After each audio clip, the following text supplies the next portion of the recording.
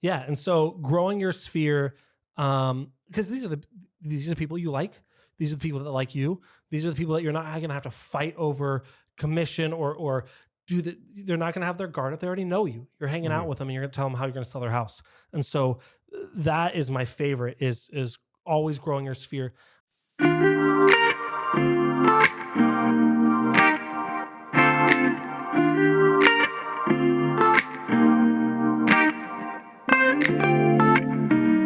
Today on the Whissel Way Podcast, we are joined by Jarrod Norris. Jarrod has been an agent on the Whissel Realty Group for longer than I've been here. He's just passed 10 years this last year with Whissel Realty Group.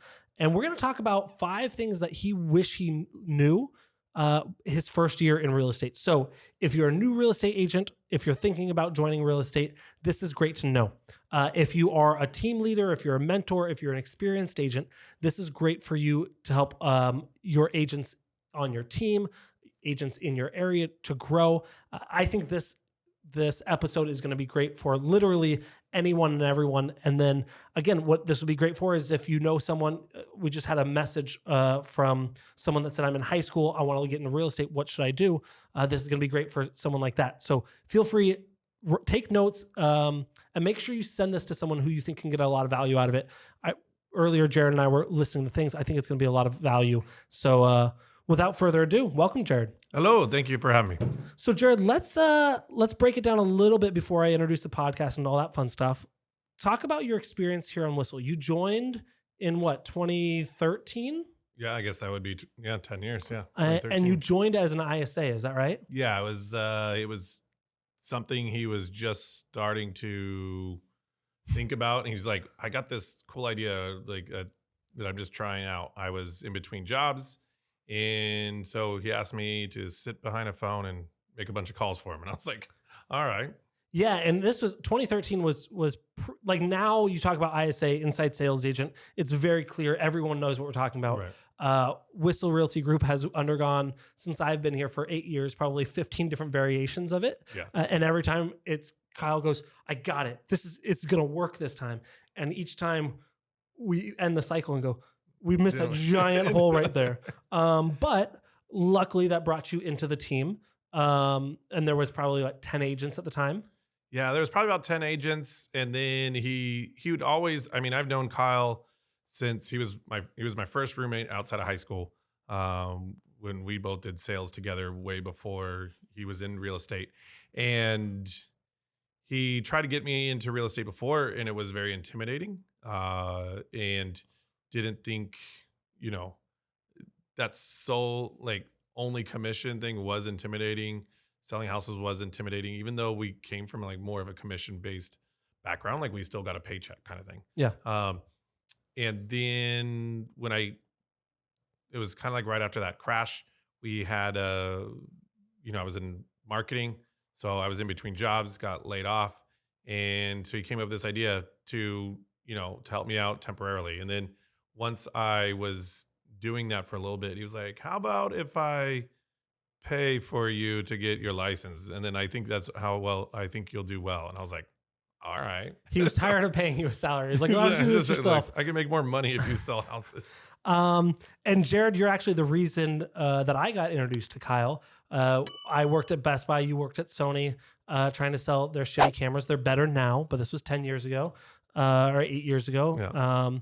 And you hit me up and said, hey, my boss, and I was so naive. You're like, hey, my boss is looking for something like this. I'm like, yeah, put me in charge, put me in contact. You're like, well, you got to contact him. I'm like, it was really weird. I kept being thinking he was your boss. And you're like, well, we're kind of like coworkers. Yeah. I don't understand how this works, but I'll figure it out. So all that being said, that's what we're going to talk about. 5 things that you wish you knew before your first year in real estate. And I think if you heard a podcast like this while you were an ISA transferring over, it's going to be a lot less intimidating because I think what we're asking and what we're telling people to do isn't that hard. So all that being said, we'll kick off into that in a second. Thank you for listening to this week's episode of the Whissel Way Podcast. This is a podcast where we help you in your business grow, learn, excel, and just help you be a better real estate agent or better business person, and help you have more fun while doing it. Kind of trying to remove some of the confusion off of the big scary world that can be real estate. If you like this content, you want more like it, you can go to thewhisselway.com. You can subscribe to our podcast, subscribe to our YouTube channel, join our private Facebook group, join our outbound referral network, join our weekly email newsletter, and you can learn more information about our program that Kyle and I built that's telling our students, our course members, anything and everything we know about video, as well as how to get people in your geographic area to not only use you as a real estate agent and recognize you as a real estate agent, but refer their friends and family. That's called the Media Mayor Mastermind. All that can be found at thewhisselway.com. That was a very good intro. I'm happy about that. It was pretty smooth. Tom, copy and cut it. And now I messed Insert up. that in. The end. So, Jarrod, let's kick this off with things you wish you knew in real estate, your first year in real estate. Number one, you talked about having some sort of nest egg before coming into real estate. Talk more about that. Yeah, I mean, I always tell people when someone comes and asks me what I think about real estate, I always want to make sure, like, hey, don't plan on getting a paycheck for 6 months. It's not going to happen overnight. Now, you can. After I became an ISA, I was fortunate enough where I got a deal after the first month. And it can happen, but I always say don't expect that. And I think that's where a number of agents end up failing in this industry, because they don't have that ability to make this and invest in their career. And then they try to, go back to their other job or pick up a second job. And now it's part-time. And now you're an Uber driver / real estate agent. Like, you know what I mean? So, nothing against Uber drivers, but just as an example, now you have you're split attention. Right. You have split attention. So make sure it's something that you're going to invest in. It's literally starting a new business, right? Like if you wanted to start a restaurant and you got to be willing to dump a lot of money in a brand new restaurant and know you're not going to make any money for, like they say, like 2 years, right? But you can't open a restaurant and go, well, now I want to do a second job as well while I'm trying to open this restaurant. Yeah, and I think a lot of agents kind of bail. Yes, because one, they don't have that, but two, I don't think they're set for that, right? Mm-hmm. I don't think people have that honest and open conversation of, hey, this is going to take a minute, right? A lot of recruiters or teams will say, oh yeah, come, we'll give you leads, but they don't tell people that if we'll give you leads or set you appointments, they don't tell you that, okay, well, even if you get a lead that says, hey, I'm willing to transact within 30 days, which is a great lead, right? If someone says, yep, I'm ready to buy a house, I just got to get a couple things in order and then I'm ready to buy. So 30 days go by, then you start showing them houses. You show them houses, let's say another 30 days go by until you get an offer accepted. You write in offers, then you get your offer accepted. Another 30 days go by until you're out of. So that's 3 months in a perfect scenario. Right. And maybe the one they're buying is a 45-day escrow. And then, Mm-hmm. you know what I mean? And it's longer, or it falls out of escrow. And now you're struggling because you were banking on that one check or that one paycheck, and it may not come to fruition. You never count your chickens before they hatch. You know what I mean? Because you never know with that deal. It's not closed until it's closed. And that's when you get agents that are desperate. That's when you get agents that make bad decisions, that are making decisions based on them and not their client. So having a 6-month safety net, whether that's savings account, whether that's your significant other or roommate saying, hey, I'm going to pitch in, I'm going to cover you for this, whether that's moving back in with your parents, whatever that is, but having 6 months where you can dedicate to your business 100% of your time, energy, effort into your business. And that's hard. Right. That's hard for someone to say. You're still learning as it is. Yeah. So, but that being said, if you want to be successful and want to last for longer than your first year, not expecting a paycheck within your first 6 months is super, super solid advice. And just expect it. And then when it comes earlier, excellent, great. Right. But we've seen agents that will be fantastic agents on our team fizzle out month 3, month 4, because they've got to pay their bills. They got to feed their kids. I don't blame them. Right. We didn't do a good enough job setting expectations of, hey, this is what it's going to take. Yep. Cool. So I like that. number two, we talked about this on one of our morning huddles. I know you're going to be talking about it more. But this is one that people, I think, very easily can get complacent and say, I already have friends, I don't need more friends. But you said number two is networking and always focus on growing your sphere of influence. Talk more about that. Yeah, I mean, always trying to expand in making sure that. Well, I mean, I've been fortunate enough where I was born and raised here in San Diego, and I do have a big sphere. I just know a lot of people. I didn't move around a whole lot, but in San Diego, that's not very common. A lot of people are transplants. They come from other places. So they come here and they always go, well, I don't have a sphere or I don't have a network. And so the first thing you need to do is put yourself out there. I mean, like we said, we talked about on Huddle, is get out there, join different groups, join different networking groups, join different activities. And whether it be extracurricular, they have adult league sports. If you have kids, join, put them in sports, you know what I mean? Join those Seriously. things. I made great friends with the coach of my 6-year-old soccer team, right? Or a baseball t-ball team. Yeah. Yeah. And you just start being introduced to theirs and then their friends and their friends. And even if you have a sphere,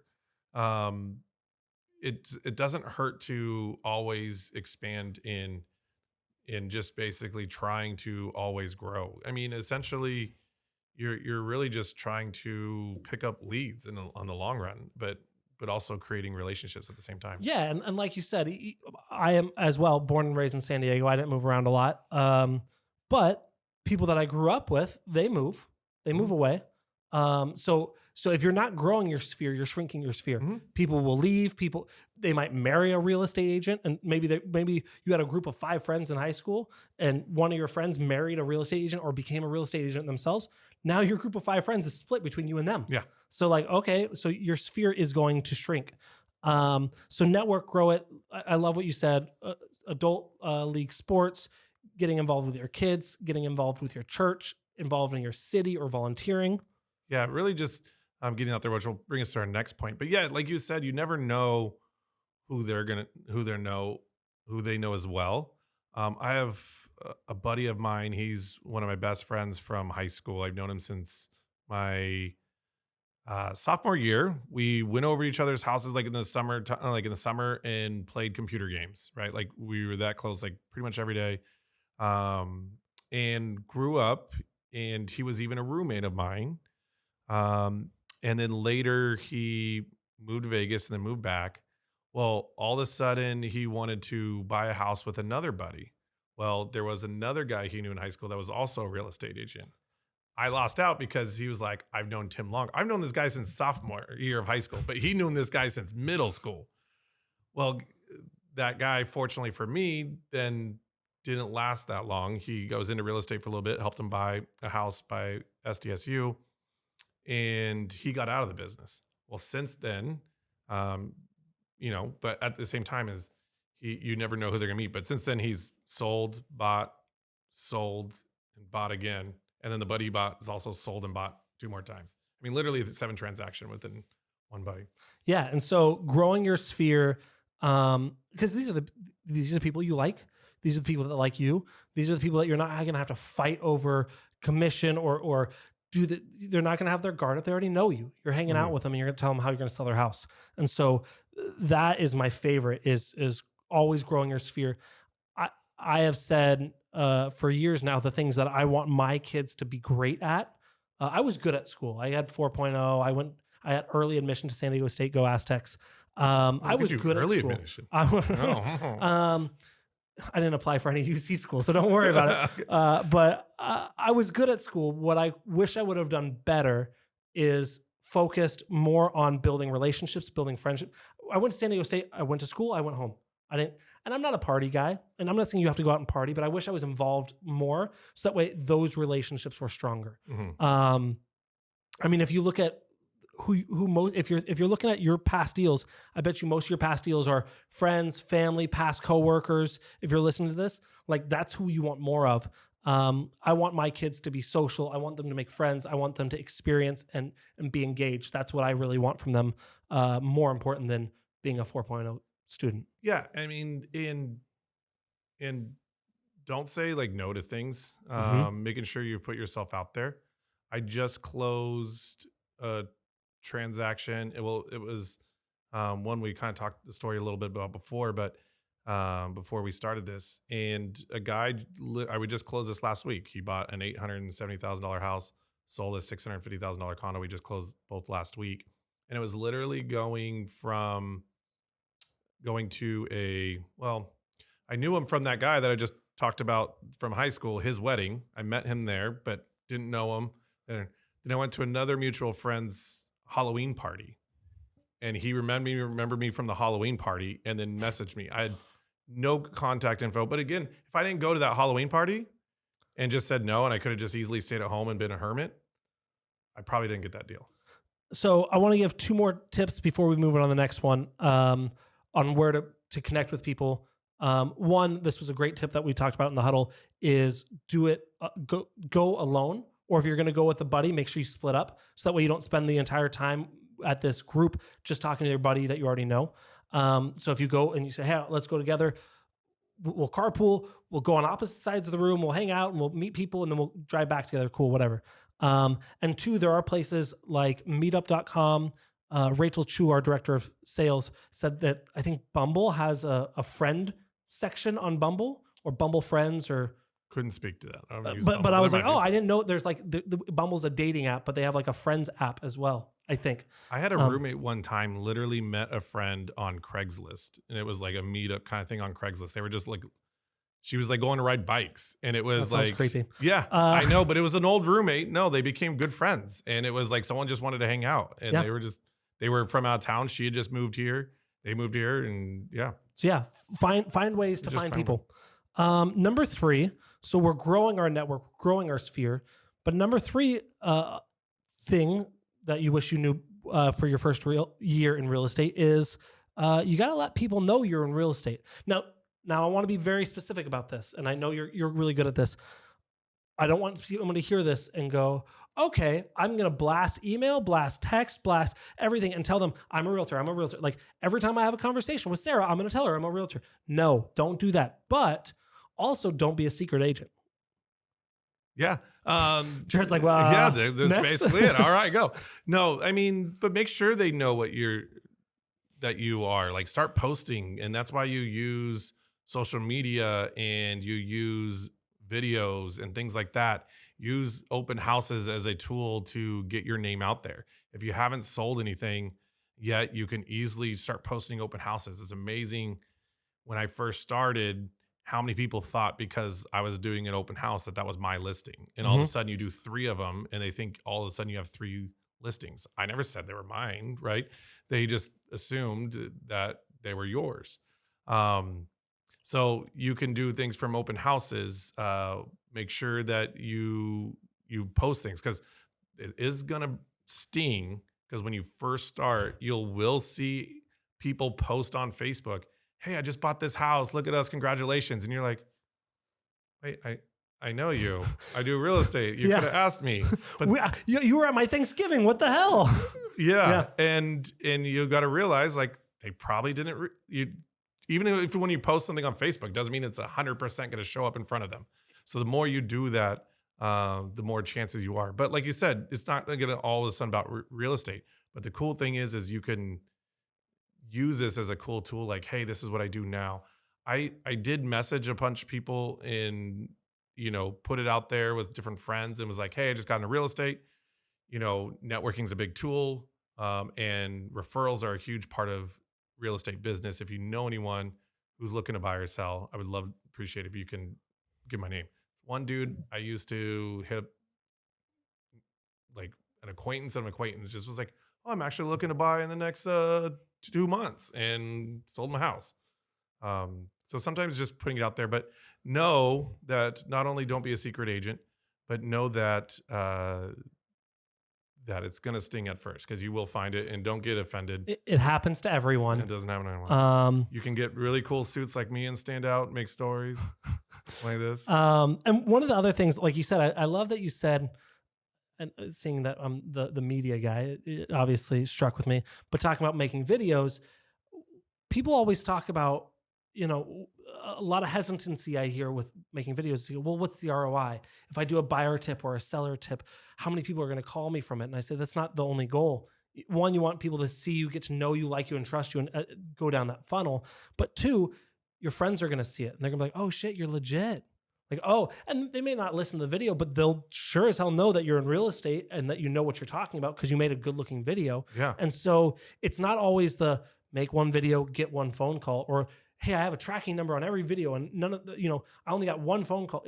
That's not what it's about, because it's another piece of your digital farming of putting it in people's mind. I am a trusted authority here. So, especially if you've known those people, I mean, let's be honest, right? If you've known those people for years and now we're grown functional adults. Yeah, you're different than you were in high school. You were in high school, but they know you from high school, or they may know you from when you were 20, 21, right? So now you got to go, hey, I know what the heck I'm talking about. I'm not the guy that just went and partied, you partied with 10, 15 years ago. Yeah. So you can easily become that trusted person regardless. I love that. We got two more left, and we're running low on time. Number 4 is something that you admitted that you hadn't done it. You had done it right, and you haven't seen the other aspect of it. But not doing real estate alone, right? There's a lot of situations. There's a lot of things that you need help with. There's a lot of systems, and there's a lot of upfront cost if you're not careful. What we talked about is you said, don't do it alone. Either join a team, join a brokerage, have some accountability there. Well, yeah, it's all of the above, right? So get a coach, mentor, team, and really you lean on them. I mean, everyone thinks it's easy. And if you join the wrong team, I've heard so many stories of people joining the wrong team and where they still feel alone, right? Just because you join someone doesn't mean it's the correct team or the right fit. So make sure not only you join the team, but the correct one that's going to give you the tools necessary to help you grow in your business. And that's why one of the cool things I've overhear a lot. And I think what you meant by is, like, I didn't say do it wrong, is that I just had the blessing to just kind of fall into it because of correct. I wasn't saying Jarrod's a genius. He did it right. He did it wrong. And I was like, no, I mean, I just did it by coincidence, right? But it is one of those things that you hear so often, me doing this for 10 years, of what people really enjoy about Whissel Realty. And I think one of the things about EXP is that people have an advantage to kind of mend both those with kind of going in a team, but not necessarily needing a team. So you can get a little bit mixture of both. Yeah, for sure. So yeah, don't do it. So I think that was good. And then finally, number 5, Kyle talks a lot about you as an agent. You have 2 different types of equity, and sometimes you have more than one than the other. You have sweat equity and you have money equity, right? You either have more time to do things or you have more money to do things. And as a new agent, unless you have a ton of cash that you're willing to go through, mazel tov, that's good for you. Most new agents come in here, they say, hey, look, I have 6 months reserve. I don't have 12 months reserves. I can't go out and buy and hire a bunch of people to do this. So you have more time. One of the things that, Jarrod, you said you can do with this time is really build up your knowledge base on things. You can be the expert, where as a new agent, someone has 40 hours a week to learn all the stats. Mm-hmm. Kyle doesn't have 40 hours a week to look at any stats. He has 15 minutes a month to look at stats. Right? So talk a little bit about how knowledge can make up for inexperience. Yeah. So one of the coaches one time said, if you come into any appointment, whether it be a listing or even a buyer's consultation, and you know the stats, know the market, the turnover rate, not only prices, but what sold recently and why they sold at maybe a higher price or a lower price. And you can come in with knowledge, the likelihood that they question your experience is very minimal. And you can always overcome that. Like if you come in and you just are blown away with numbers, if they're a numbers person, they definitely won't. Even if they're not a numbers person, they're going to go, holy crap, you know a lot. And it may go over their head, which is fine. But you can really overcome that inexperienced objection real quick by having that knowledge and doing that. And then also too, just practicing. And when knowledge also not only means stats, but scripting and practicing and going over objections and learning your presentations and knowing your presentations in and out. So use the time that you have, because you're not going on appointment after appointment after appointment, to really hone those skills. Yeah, and again, another benefit of being on a team, they can help you with the stats, they can help you with the objections, they can help you with the systems.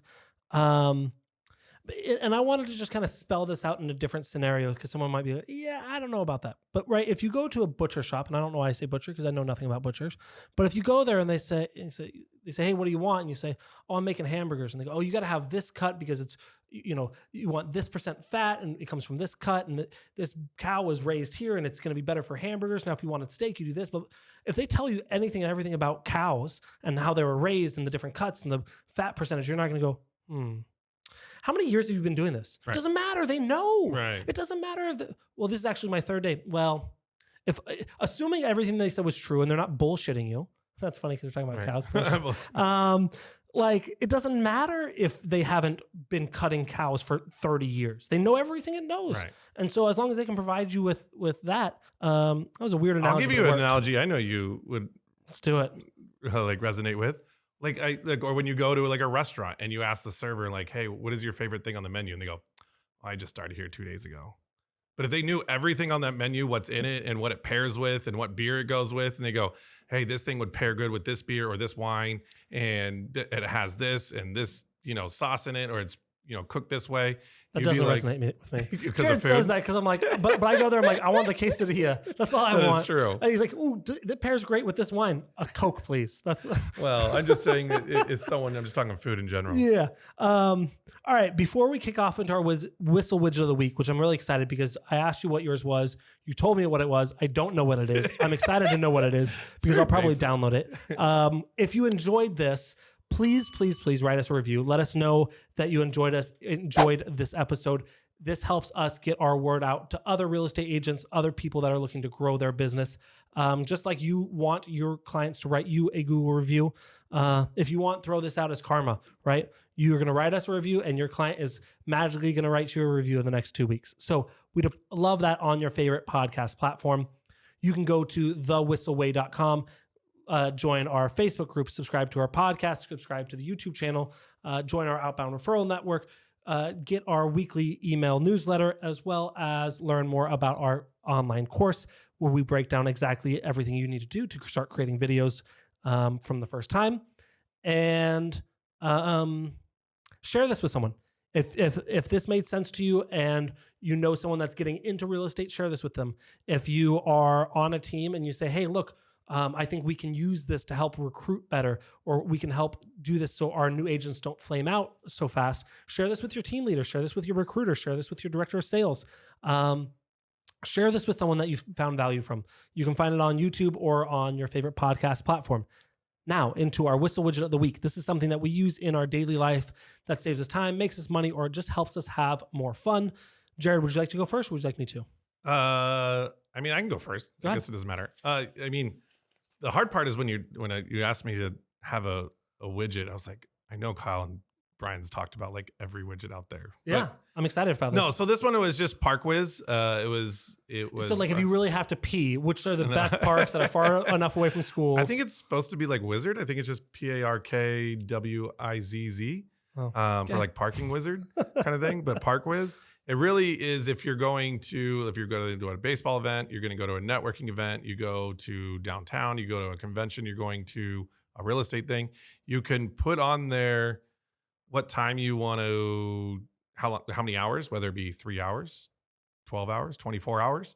And you can look at all the different, like what they cost, like online, like in a map. And so you know exactly where to go. Cause I hate when I go downtown or I go to a new area and I'm driving around and all of a sudden you find a parking spot and you look up and it's like $500 park here. And you're like, nope, not going to park here. And then you're going somewhere else. And then you can't find parking and then you're late. You can preemptively park there. Sometimes it's parking garages. Sometimes it's people's condos that you can reserve their spot, I believe.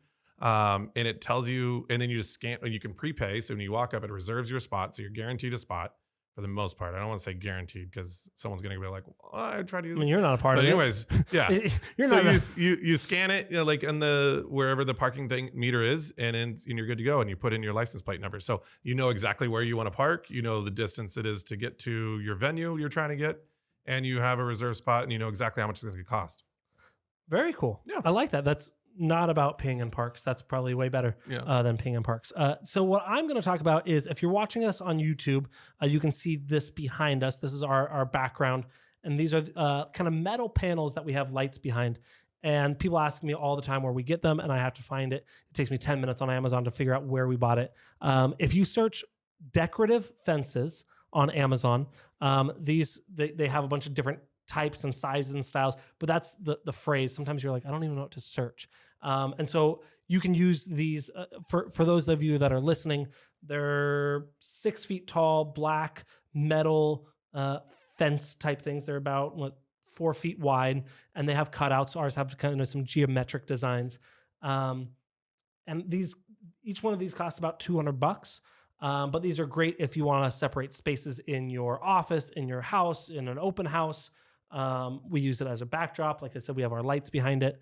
But if you're looking for something like this, look on Amazon for decorative fences, and you'll find, I think the one link that we looked at, we bought this one from, had like 20 different options.